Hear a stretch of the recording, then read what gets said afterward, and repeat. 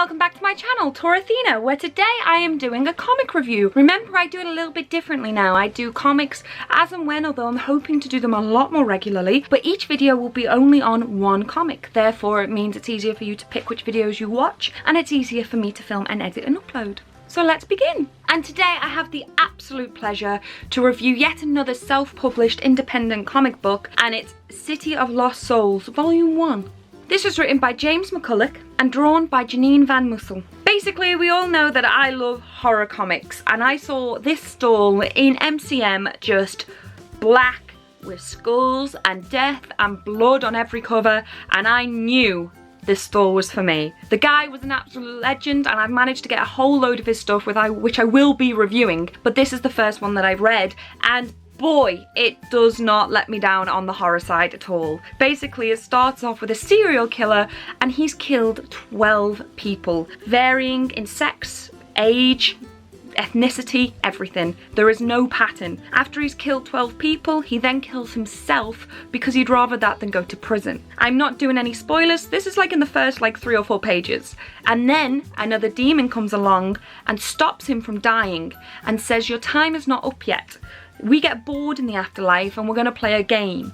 You have to take your 12 victims and find the City of Lost Souls so their souls can be redeemed, or you all die," or something like that. Like a fate worse than death type thing, I think. I can't, yeah. Until he finds the City of Lost Souls, he's living in his own personal hell as the victims torment him. There we go. That's better wording, Lucy. Professional. There's a lot more to the story, but I'm not going to spoil it for you. I can't recommend this book enough. It's dark, it's gritty, it's disturbing, it's... ugh. Well, let's review it. The prose of this comic is pretty simple. It's horror, it's gory, it's dark, it's horrific, it's traumatizing. It is just brilliant. There is so much more that I can't tell you without ruining it, but it's so good. The art is just heavenly. Honest to Lord, I think she's up there in my top 5 favourite artists. It's clean, it's gritty, it's dirty and clean at the same time. How can that even be a thing? Just look at the attention to detail in these pages. It is just beautiful. It is delicious.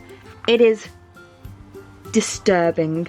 I genuinely think I would buy anything that this artist now does because I'm so in love with it. I also kind of want to hug James, because obviously this type of stuff is going on in his head for him to write about it, and I think he might need help. My only real problem with this particular volume is sometimes the scenes cut too quickly and I don't really know what's happening, and it doesn't transition well into the next scene as I would like it to. But that is actually very rare for it to happen. Overall, the comic is an amazingly paced, scary horror. It's just... The problem is, when I love a comic too much, I can't really put into words how much I love it. I just start making noises. But yeah, it's an amazing comic. I'm going to put all his links down below so you can check out his website. You can buy this online. It really is an amazing comic. He does go to other conventions, so keep an eye out for him, but he is usually much more up north, as he is a Scot. But yeah, I really recommend you check out his website and everything below. All the description and link will be below for everything. I really recommend you check it out, and you can buy this online, and I can't recommend it enough. This volume is only priced at £8 on the back, and boy, is that a bargain. That is ridiculous. Well, thank you so much for watching. Have any of you actually read this yet? If you have, let me know. Let me know what you thought of it. If you haven't read it yet, I seriously recommend you do. Go back, go and read it, and come back and tell me what you think of it. Thank you so much for watching, because like I said, I love reviewing independent comics and self-published comics, because why not?